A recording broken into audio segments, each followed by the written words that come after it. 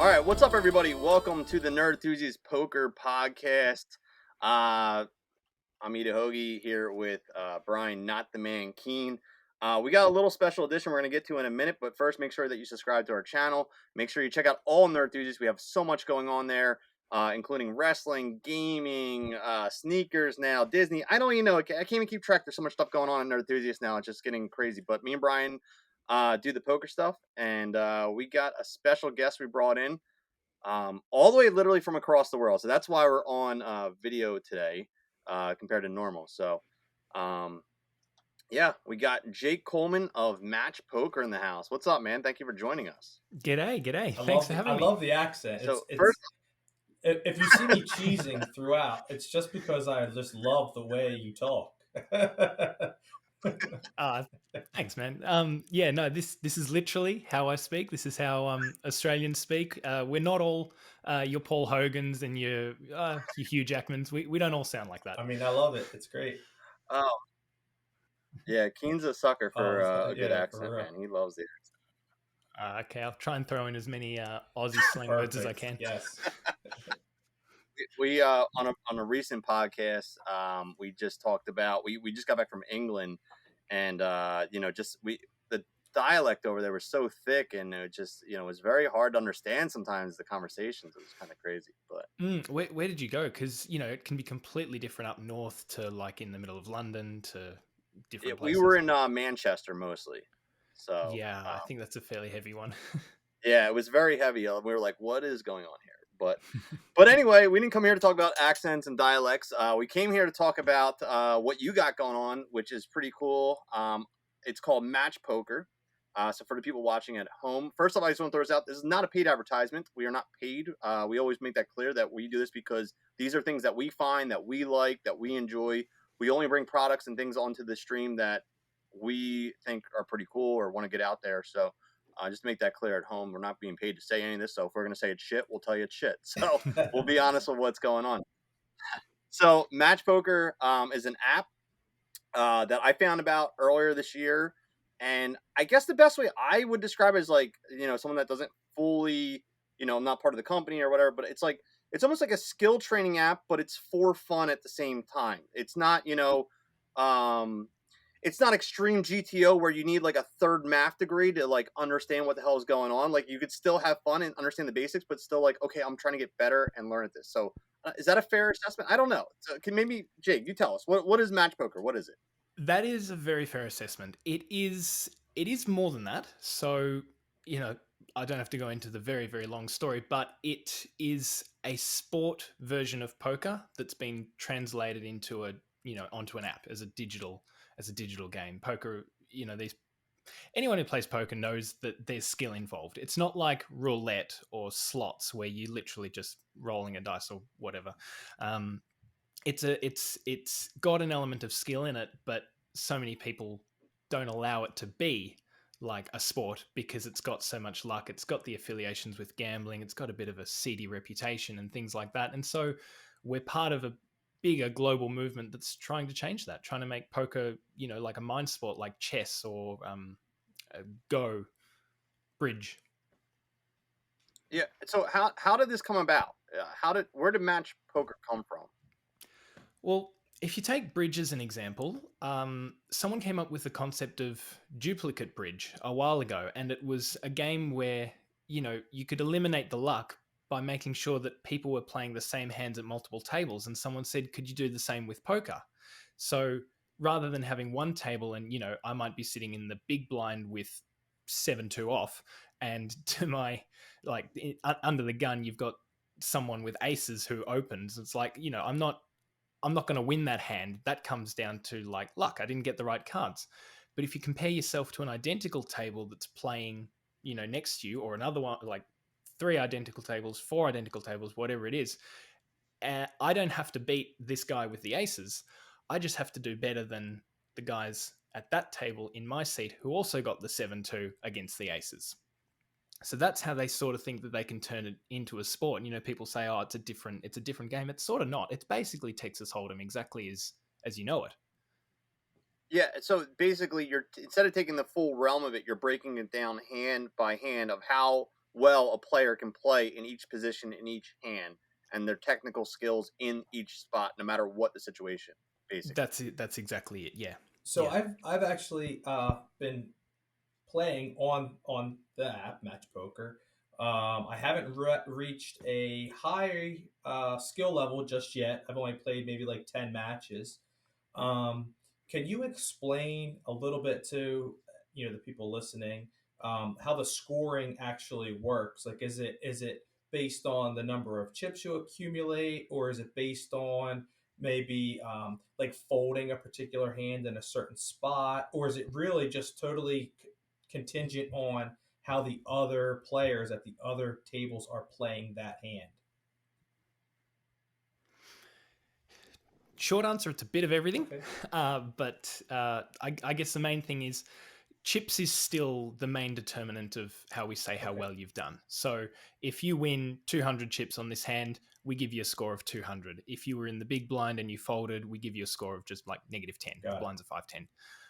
And the main thing is that, I don't need to be the chip leader at my table. I don't need to be dominating everyone else at the table. I just need to be beating the other people who had my cards on those other tables. So in a hand where you get a really bad beat, odds are that everyone in your position got that same bad beat, like runner boat or Yes. something like that against you when you were, yeah, odds are the other people got that. So that's how you score. So your score is just chips. And there's a story about how we went on this long journey to figure out exactly how to score you, and we ended up with chips.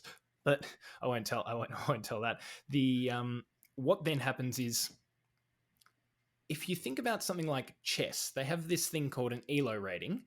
And it basically says, if I've got a rating of 800 and you've got a rating of 900 and I beat you, then it's like, oh, maybe Brian's rating is too high and Jake's rating is too low. I'll just fix that a little bit.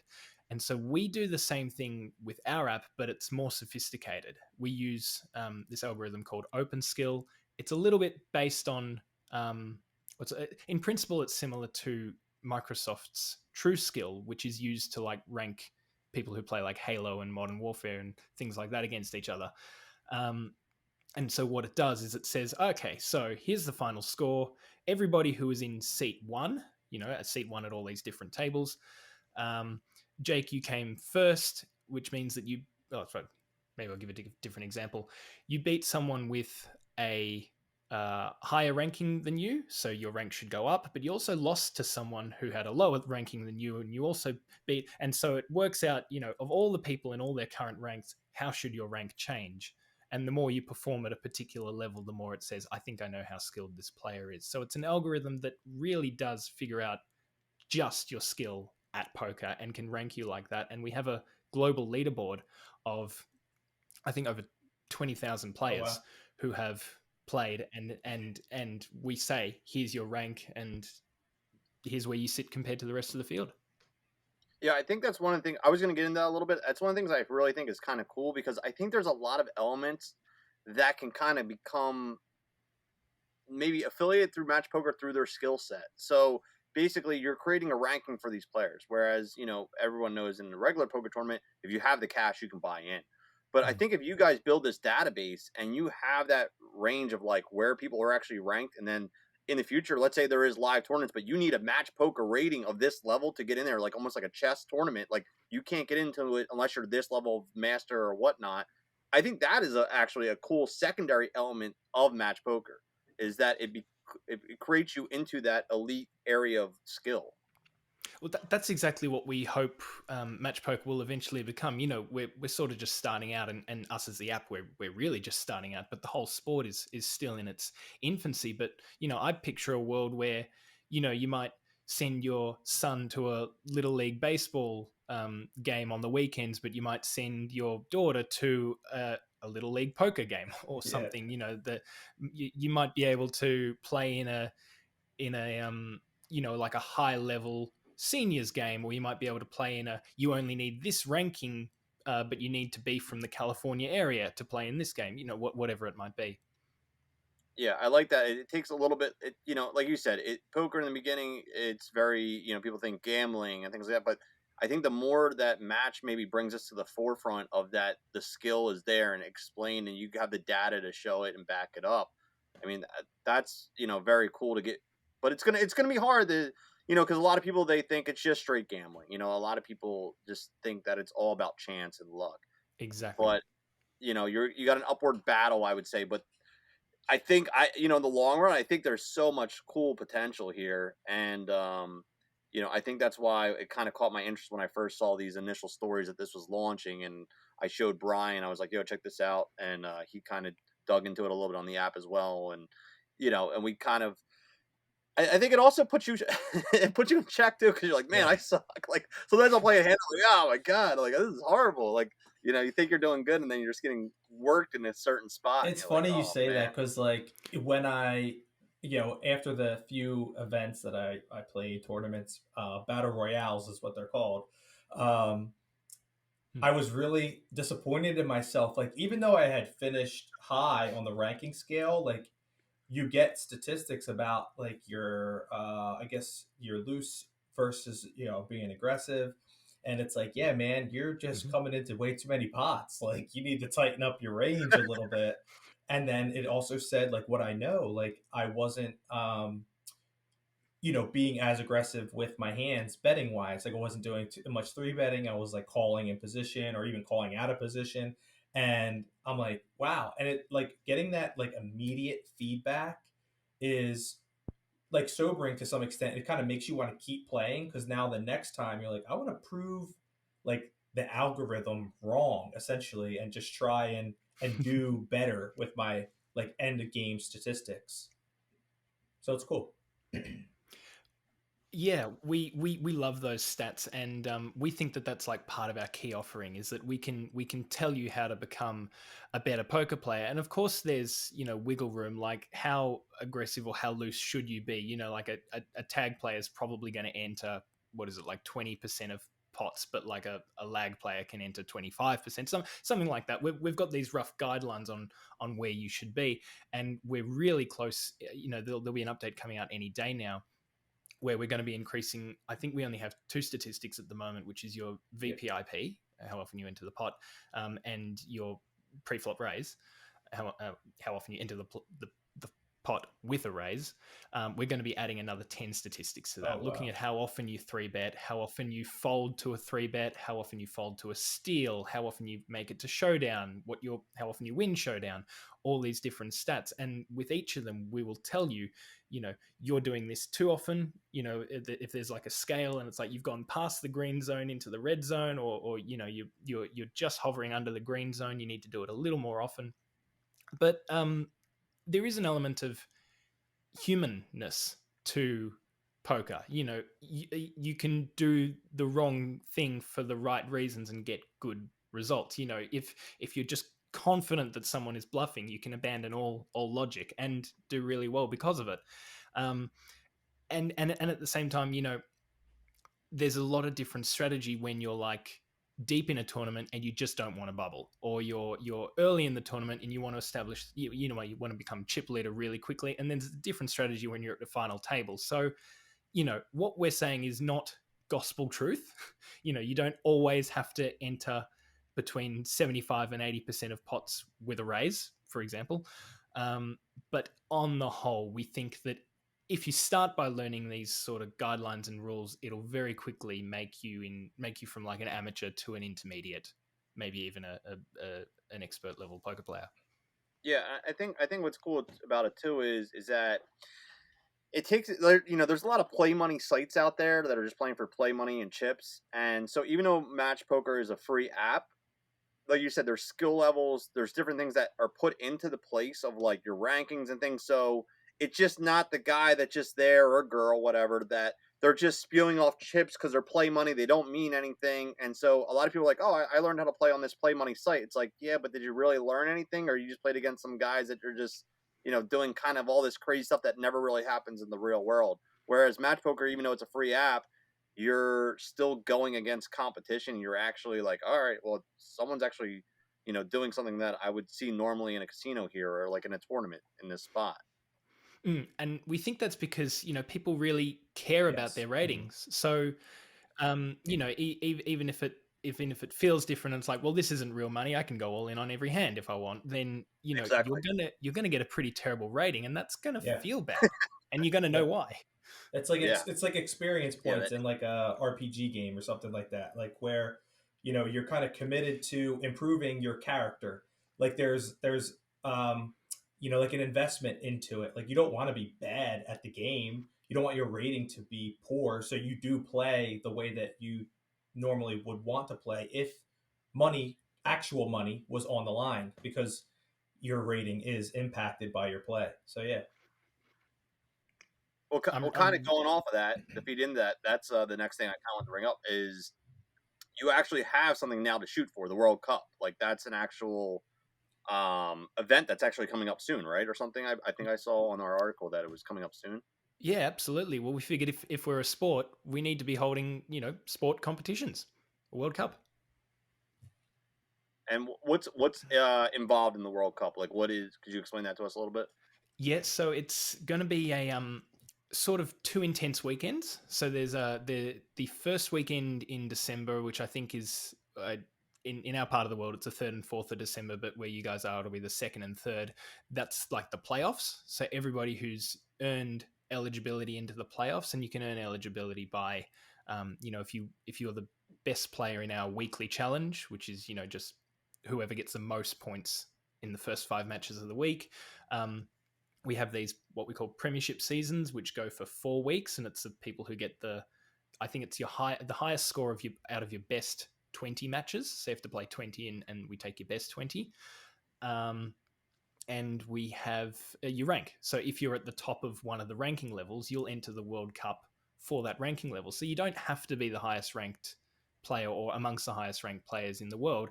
You might, be at the top of the rookie category, which is, it's not very up there, but you're at the top of the rookie category, so you get to compete in the Rookie World Cup, and you get, there'll be a smaller prize. You won't be holding a World Cup trophy, but there'll be a smaller prize that will feel good. Yeah, no, that's pretty cool. I mean, like I said, now it gives people something to shoot for to kind of get to these different tiers, different levels, and hey, become a world champion in this thing that's just starting. It's just starting to expand. And is this the first? Is this the first World Cup? This one? Yep. Yep. Okay. Yep. So we only launched the app in February. So Yeah. this will be the first World Cup. We don't think we're going to wait a whole year before the next one. We think we might make it, every 6 months, but that's still to be decided based on how this goes and the reception we get and all that. And it's broken down from what I was looking at too by countries, right? So it's actually not only just top tiers, but it's also top tiers per country or like groupings.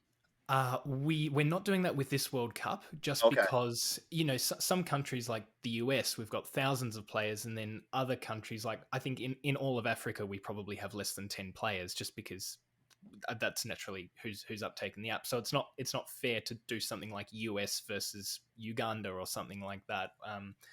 And we have like a lot of people in Hong Kong, but not much else around the Asia region, for example. So what we sort of thought was, we'll make it that you're representing your country. So when you play in these World Cups, it's like if you were doing, if like you're a triathlete or I don't know, javelin toss or long jump or high jump in the Olympics. You're going there representing your country, but you're doing it for yourself. It's an individual. Yeah. It's an individual endeavor. Gotcha.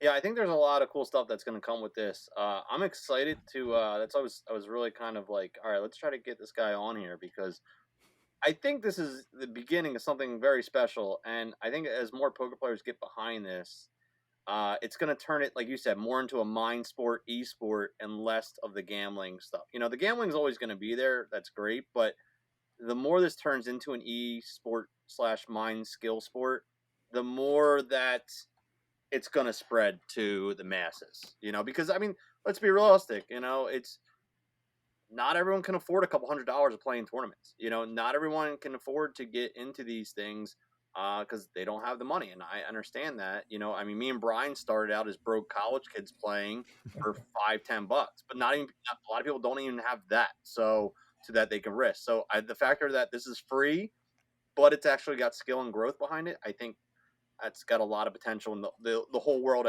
in general, for that reason. Mm. Again, I'd say, keep taking it back to another sport. Apart from needing to buy maybe a bat and a baseball glove, you can start out just hitting some balls in a park or your backyard or just wherever, and then eventually you get to a level where people start paying you because you're so good, and that's what sports like.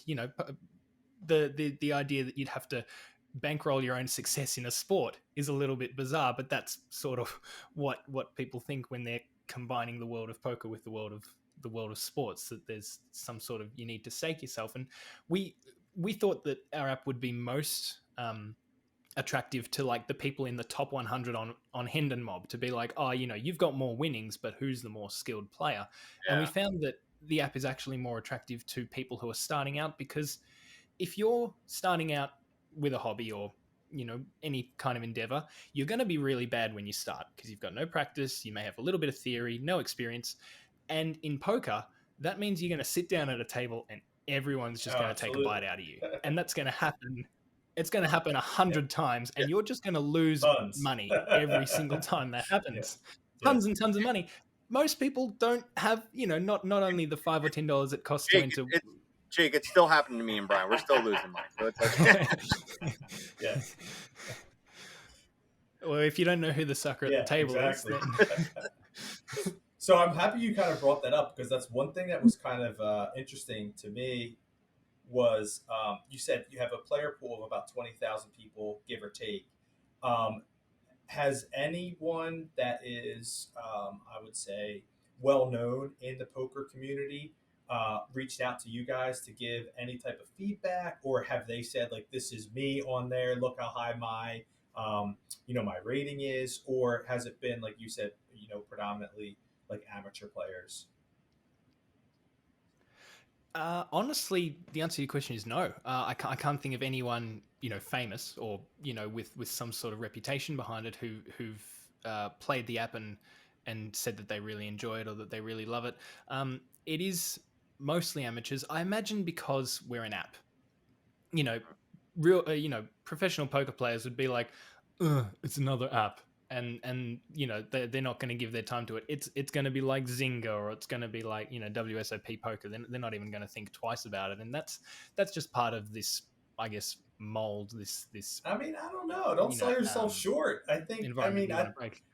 I've played a lot of poker, and I don't, by any stretch of the means, consider myself a professional. But like Anthony said, like, I don't consider the app like that at all, and I've been playing it for a little while now. Yeah. Like, it's not on the realm of Zynga or like Rinky Dink like that. Like, it's definitely something that's legitimate. I think if you could, get it marketed a little bit better, or maybe a little bit more, I would see someone like, I don't know. I hate to say his name, but like Negreanu getting behind it, because I feel like this is something like right up his alley, because he has always like I guess kind of talked about the skill part of it. How is it not always about how much money you have? Like, he kind of like promotes that thought of like, it's more about how good you can play, not about how much money you have to throw at it. I don't know.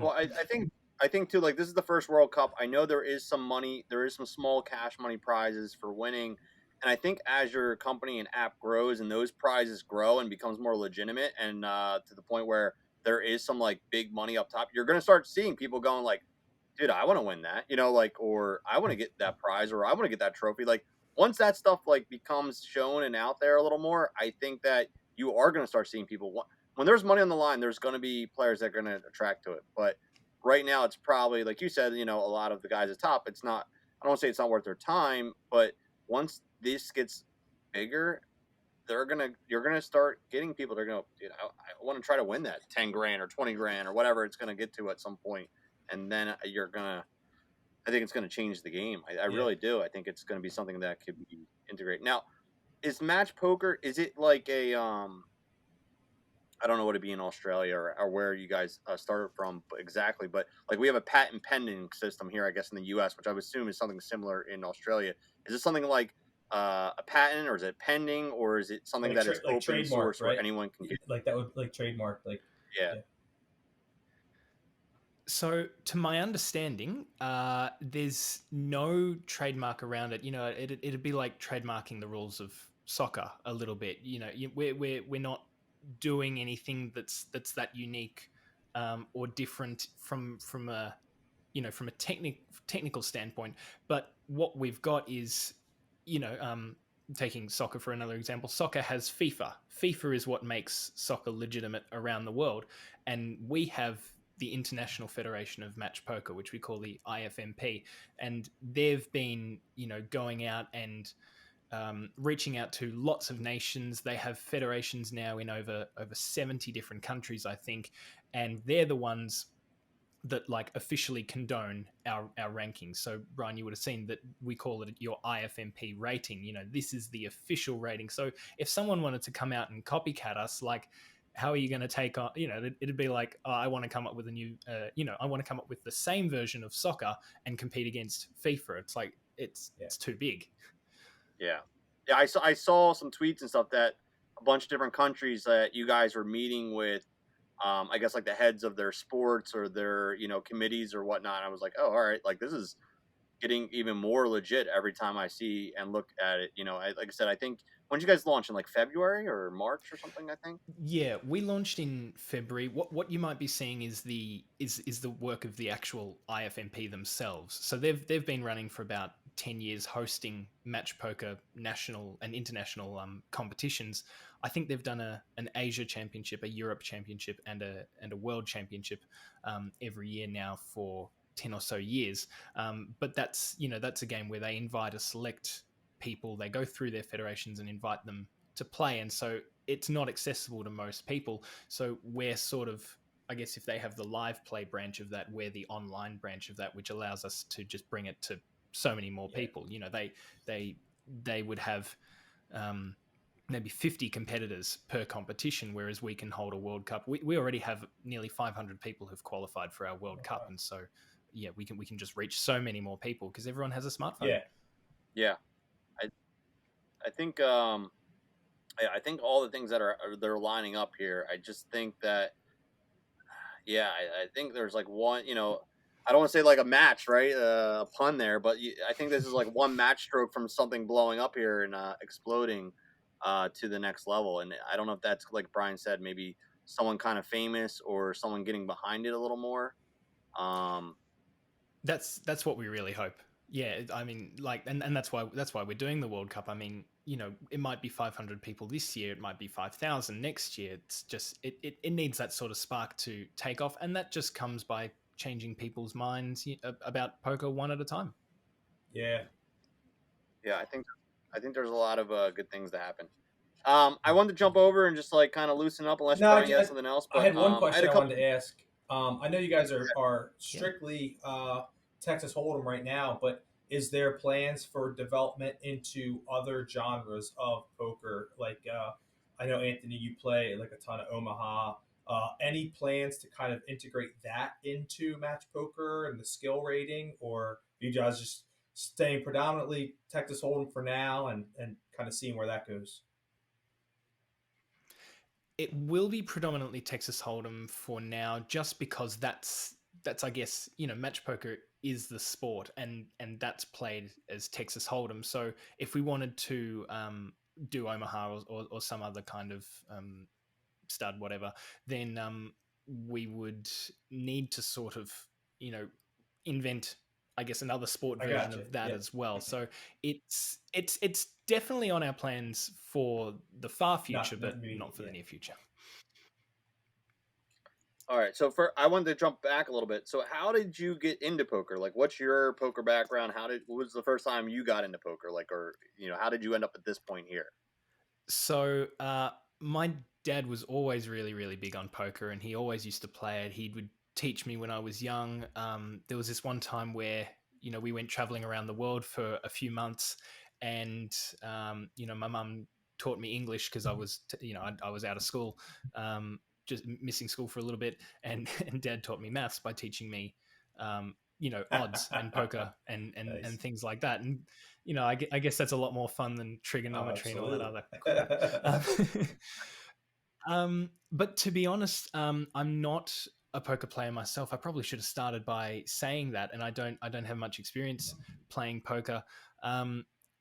I sort of come from a marketing and I guess gamification, user flow, UI UX kind of background, and it was my dad who got involved with this project like a very very long time ago, when it was still just starting out, and he was one of like the first people to represent Team Australia in one of these World Cups that IFMP organization did. So the fact that I know a lot about poker, but I've seen the amount of books he's read and the amount of notes he's written down and how he keeps going and practicing and perfecting his play. And I look at it and I go, if that's what it takes to be that good at poker, then I have other pursuits that I can follow.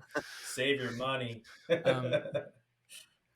Yeah, but when I heard that they were putting together a team to sort of develop an app, and I said, oh, have you got anyone that's looking after your social media? And they said no. They said, okay, well, is anyone looking after things like how to incentivize players and get them interested in your app, and optimizing your app, and looking at user flow and how friendly it is and how easy it is to use? And they're like, we don't really know. And it's like, okay, I'll write you a couple documents. And then the more and more I did that, the more and more they said, I think we need someone like this on the team. Okay. Makes sense. Just some random. I know me and Brian like to ask random questions here too, just to completely throw some curveballs at you. So what are your hobbies besides working here for Match Poker? So what are the hobbies of an Australian in the down under there? What's going on? Well, if you really want to know, I love beatboxing is one thing. Beatboxing? Yeah. And if we had to make a bet like 10 minutes ago, what your answer to this question would be, I would have lost a lot of money on beat. Yeah. And look, I know it's got a bit of a nerdy reputation in the States, but a cappella. If you think of things like the Pitch Perfect movies, they always have one beatboxer in the group. Yeah, that Dude, that beatboxing was me. is not nerdy at all. Beatboxing is hot. I love that. That's what I reckon. That's the thing. Like when everyone else is going do do do do do, like we're the ones who make it cool. That's awesome. So are you in like a beatboxing group, or like, well, how does that work? I was in an a cappella group a while ago, and we like any kid in their late teens, early 20s, you want to make it big in the world stage. You want to make a splash. You want to be the next biggest thing. And we tried. We did well. We won the Australian Championships. We came second in the Asia Championships, and it's almost not too different from the position that Match Poker finds itself in. It's like we had everything we needed to be good and popular on the world stage, but we just haven't had that spark yet. And that's not to say that Match Poker is doing anything wrong. Like, we're still developing the software, we're still improving it. We're not yet at the stage where we're like, yeah, let's roll this out to the whole world. Big fireworks, millions of dollars into ad spend. We're very happy with keeping all of that really minimal, getting a nice little trickle of players in while we make sure that everything's stable and good. Sorry, just to in case anyone thought that Match Poker was just waiting for that moment to take off, we're actually very happy where we are. No, that's good. Okay, yeah, no, that makes sense. It means that you're not like just throwing it out there. You're doing updates, and you're going through what needs to be done there. Brian, you got any? I know you probably got a couple random questions because you always throw a couple. I don't want to get away from this beatboxing thing. Now, just real quick, I'm very intrigued now. This is incredible. Do you know? Have you ever heard of America's Got Talent? You've heard of that? Yeah. Any chance that you guys had made a move to try and audition for something like that? Because I'm telling you, man, I watch that show all the time, and I love when they have groups like a cappella groups come on. It's not a shtick. It's actually really, really interesting. I love it. Yeah. In the States also, they had this thing called the Sing Off, which was basically America's Got Talent for a cappella only. And we've networked and connected with a bunch of those people. We know all the people in those groups. We don't know all of them personally, but we know about them inside and out. We did audition for Australia's Got Talent, which, surprise, surprise, doesn't get aired around the world. And we didn't make it even through. So the producers, they get the ultimate say. They say, we want this. This has got a nice story, and so we didn't make it through there. We've entered some online competitions. I think we entered the Acapella Video Awards, and there's one group that usually wins that every year, which is Pentatonics. And if you know Acapella, they're sort of the top of the tree. But we had this amazing day one year where our video came first and their video came second. So not any live competition shows like that. There are all these rights issues. They sound great on the outside, but when you start looking at the contracts and it's like, you will not perform ever again unless we say so. Every record you release will give 99% of the profits to us, and you may see $1 from royalties. All these really scary terms. So we stayed away from them sort of as much as we could. The other question I had, you had mentioned that your dad, he traveled a lot when you were a kid. Was that because he was traveling to play cards, or was that something else? Once he retired, yeah, he would travel.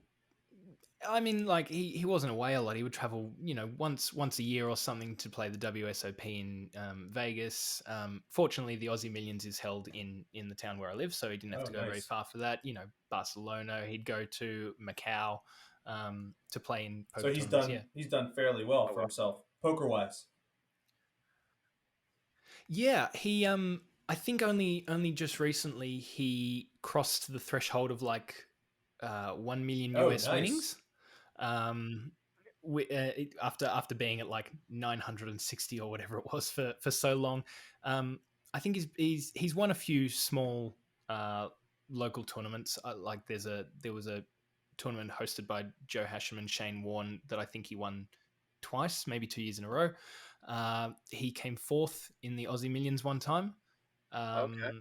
And he's made it through the bubble in a number of tournaments in the States. That's awesome. Nice. Do you have any questions for us before we wrap it up here for Nerdthusiast Poker Podcast?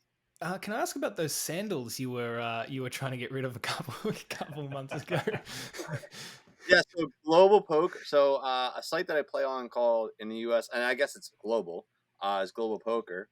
And basically they give out like all kinds of weird and fun prizes when you do things. Like if you final table something, whatever the theme is, they send you like random stuff, and you like sometimes you never know what you're gonna get until you open up the box. So it's kind of fun. But it's like that was part of their summer series. So I got like a fisherman's hat and sandals for making a final table in like one of their main events or whatever.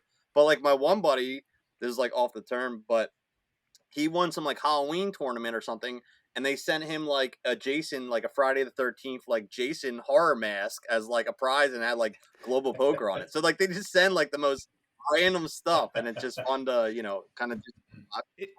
Is this instead of sending you prize money, they just send you whatever the guy's got in his garage? Like... No, that you win cash prizes on there as well, but they send trophy packs and prize packs as well. So it's if you win, like I got a couple trophies that I've won from them, and they're always like very cool, very unique. Can you step off and grab one or no? Yeah. Hold on. Yeah, I mean, you got to see these trophies. They're pretty legitimate. It's actually like kind of what you play for. Like the money's great, but the trophies are very, very unique. Now we had them come off. Yeah, because the money goes eventually. It gets spent, but you're always going to have this beautiful monument to your success. The trophy holds the clout, and if you kind of look at his setup, there you go. Yeah, so this is headphones off. This was the Grizzly Trophy. So this was a grizzly bear that I had won. That was part of their it's called the Grizzly Series, the Grizzly Games.